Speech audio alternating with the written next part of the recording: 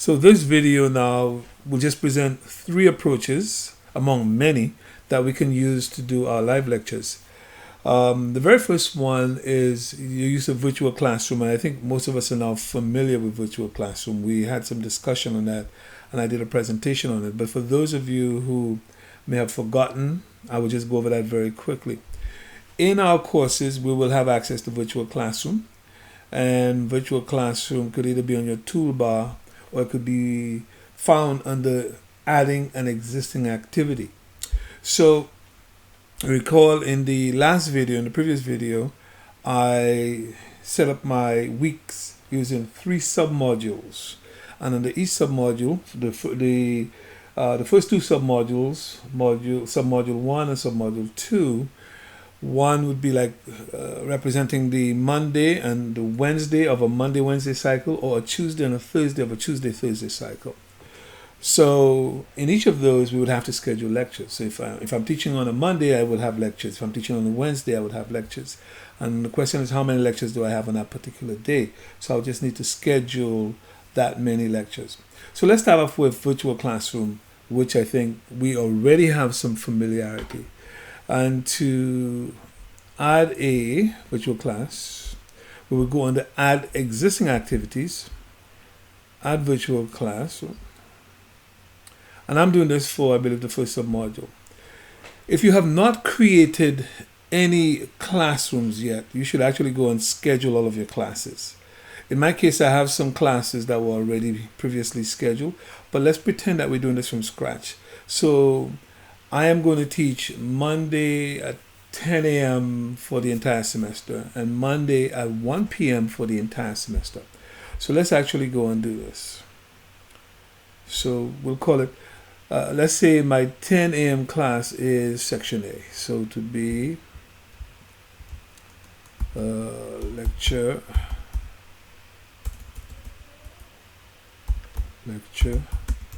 Monday 10 a.m. All right. And when am I starting that? Let's just start from the earliest available to us, the 20th, and it's going to be 75 minutes long. Do I want to start recording immediately? So remember, we want to actually leave the live recordings there for the students who missed the class. And so start recording automatically. I would say no. For me personally, I wouldn't do it. Just in case that there are some little mess ups in the beginning. Instead, I rather to manually start the lecture, the recording when I'm ready. So I would leave that where it is. Publish the recorded meeting. Yes, absolutely. Allow external participants. That is, if you want to invite some friends to watch you teach, great. And then, of course, invite the entire class. Do not repeat. We do actually want to repeat. I would repeat for 12 weeks or 13 weeks. Let's just say 13 weeks in our case. And we would have to save that. All right. Let's do one. Let's save it. So now that we've saved that, we now have 13 lectures Monday morning, 10 a.m. scheduled. And so when we go back to adding an activity, which will be the lecture, we would then select one of those to add, okay? So now, add a virtual class. And I didn't really have to go back, but I just want to show you that if you've already gone, and what I would do is actually create all my Monday morning lectures, all my Monday afternoon lectures, my Wednesday morning lectures, my Wednesday afternoon lectures, create all of them, and make sure that they're relatively easy to identify.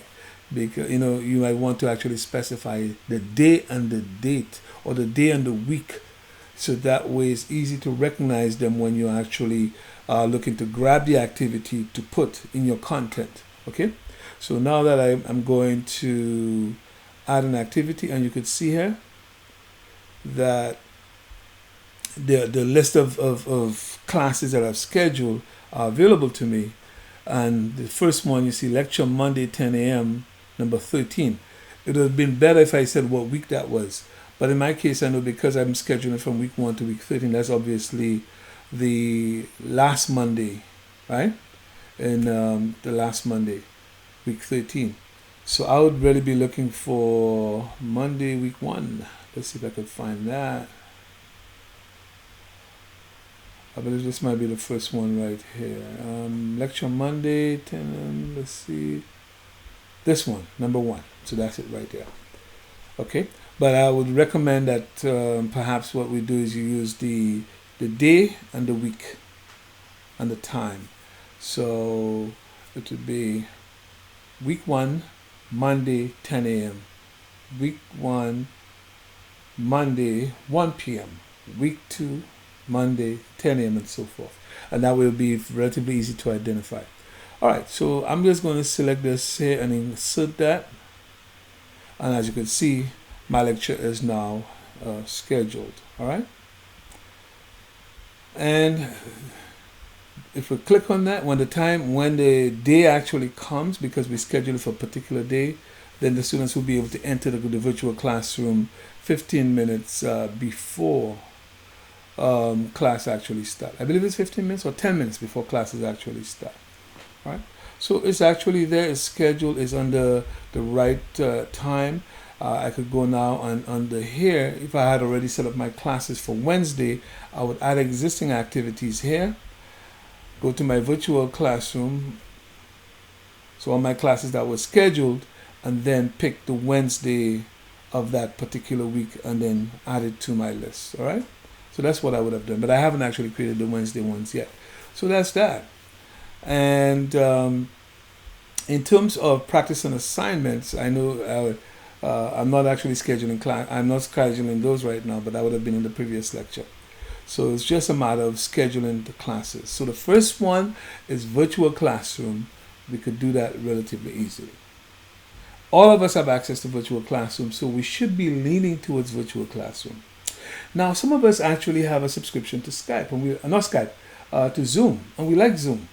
So can we use Zoom to run our lectures? Of course we can.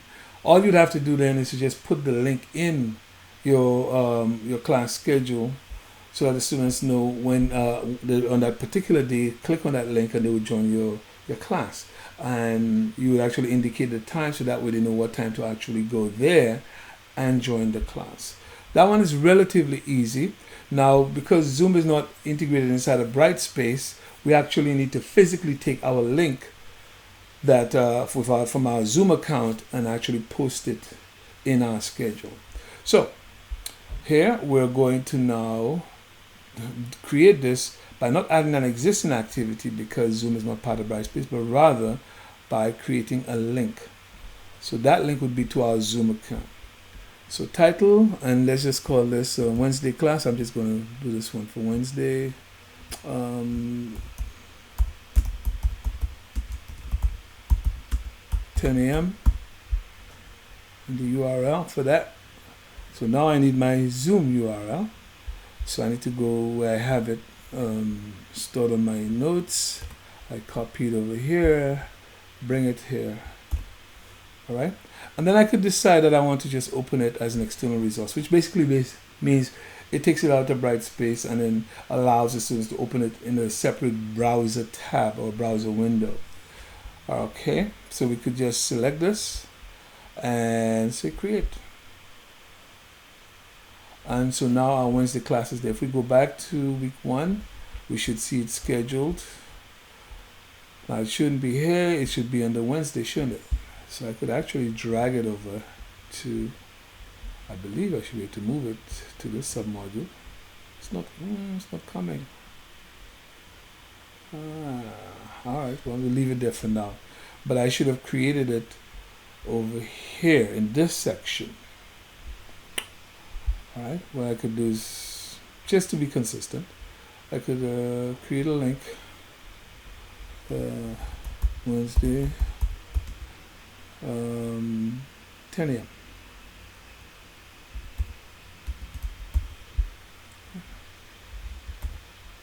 Same Zoom, open it here.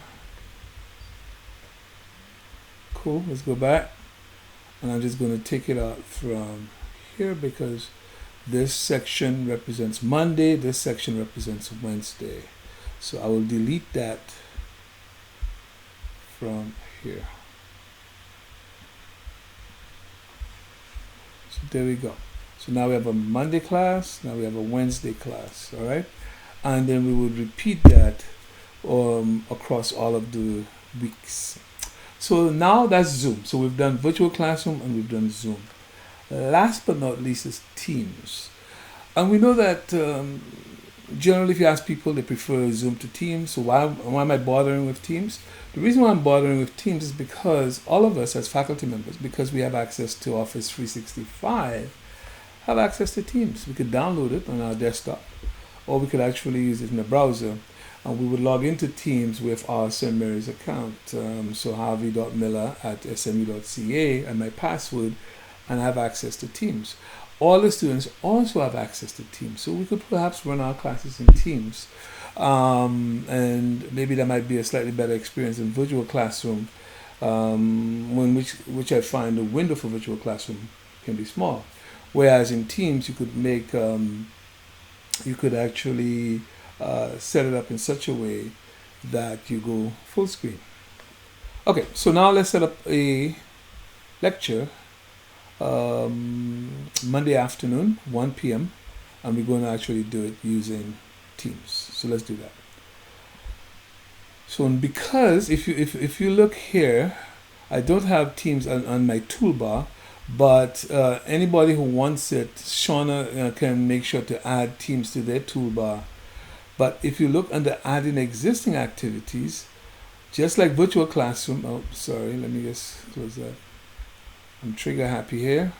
Just like virtual classroom, at the bottom, Microsoft Teams, right here, we could actually schedule a team meeting inside of brightspace.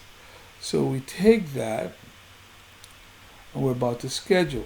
Now, if you are not already logged into Microsoft Teams, it will ask you to log in. But if you are logged in, then you just go straight to creating a meeting link. All right, so we go here, we're going to click on this. And I'm going to call this Monday 1 p.m. All right, lecture.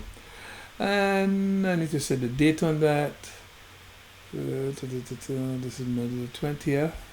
And I'm going to change this to 1 p.m.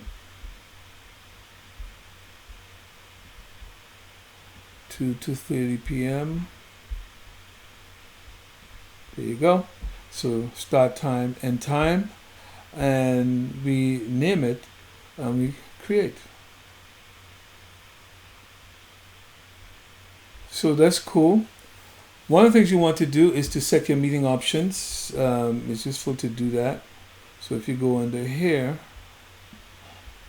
for that particular meeting, who can bypass the lobby? People in the organization. So that means that anybody outside cannot just come into your section. So the person has to be within the organization. So students, certainly who have access, that can actually come straight into the class. And always let callers bypass the lobby. You say no because some of your callers may not be people in your organization. Announce when callers join or leave, if you want to have that, sure. And who can present? You want to make sure that not everyone can present. If you had, say, some group presentations and a particular group was presenting that day, you could then say, okay, allow specific people to present. But then generally, you're the lecturer, you might say, I'm going to restrict that to only me. And if I need to, I will allow other people to present during the course of the lecture if I want them to do that. So you save that. Okay, that's done. We go back to the meeting and then we insert it. So if I insert, it should be right here, Monday 1 p.m. That is the Teams meeting scheduled. And one of the things that I want you to do is you have to edit this link and open it as an external resource, just like we did with Zoom. While Zoom, I believe, could actually open inside a brightspace, Teams will not open inside a brightspace. You have to have it open in a separate browser window. Update this, and then you're good to go. All right? Let's just take a look at what it looks like. So as you can see, it's opening up. Open up Teams, and I'm here because my Teams program is already open. I'm going to just join a meeting, or you could actually customize ahead of time, but I will just join the meeting now since I'm the one going to give the talk, the lecture, whatever it is. And I could just check out my device settings if I want to. My speakers, my external headphones, my microphone is my Mano Fairy. I got a nice little microphone right here that I use. And then my camera is all set. I'm good to go. And we start the meeting. Hello, da da da, and we start talking. And then of course we can share. You certainly can share a whiteboard. You could share PowerPoints. Let me see if I can share my PowerPoint right here. And here we are sharing my PowerPoint. And I will stop my share and come back. There we go. All right. If I want to share something else, I simply go back and I share again. What else do I have to share here? Presentation.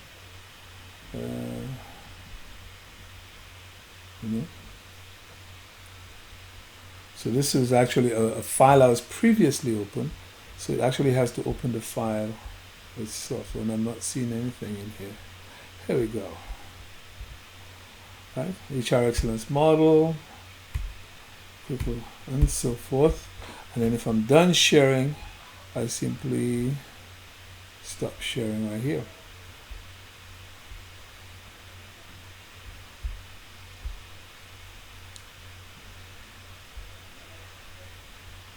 Good.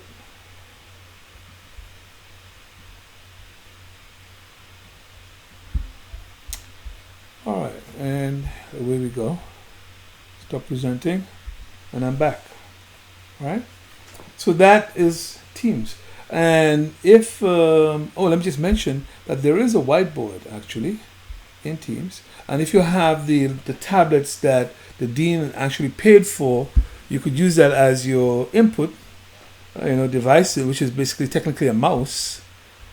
And you can almost ready, setting it up.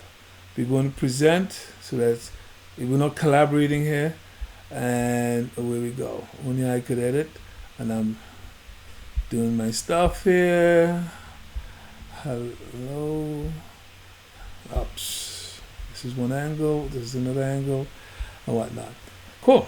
And again, same idea. We could stop presenting, and we're back here. All right. Stop sharing or presenting, whichever one they want to call it. And that's essentially Teams. We could actually use Teams. And you see how this is full screen, and we could certainly use Teams to help us with that. I should mention one thing. You could actually record this session. So if you look on the three dots right here, I think they call it the ellipsis or whatever it is, you could actually start recording your meeting. And it says I'm recording. Okay. And once I'm done recording, I could remove that from here. I believe I'm still recording. Let me just make sure that I am. Yes, I'm still recording. And so as we're speaking, I'm recording, blah, blah, blah, blah, blah, blah, and then I'm finished. And then when we're all done, we could stop the recording if we want to. All right? Now, one of the things that's interesting is that your recording will show up in your chat on the right hand side. So it shows a meeting has stopped and is now saving. Meeting recording has stopped and is now saving the recording. And later what will happen is that when you click on the link for that meeting, when you click on that link that comes up there, it will take you to something called Microsoft Stream, which is where essentially all of your meetings videos will be stored for you. You have a list of all of them, and then you could actually download them from there, edit them if you want to, or just actually leave them there, get the links, and then share the links inside of your brightspace account, right? So Microsoft, and I guess with Zoom it will also be the same thing, because if you record it to the cloud or if you record it to your computer, then you still would have to take that video and upload it, or you would have to take the link from the cloud that Zoom will allow you to record your videos to the cloud, and then provide that link in your Brightspace account where you give the students access to the video. All right. So that's what will happen here once this is all done, is that it's still saving the recording. I get a chance. I have to go to streams. Let me see if I have access to streams to show what it looks like. Streams. Okay. So this particular video is not there right now, but this is an earlier video recording that I did, and you could see it's actually there. It should show me all my content, I guess, all my videos. So you could see this is one that I'm doing. I think that it's trying to save it right now. Maybe it has already saved it. Let's see.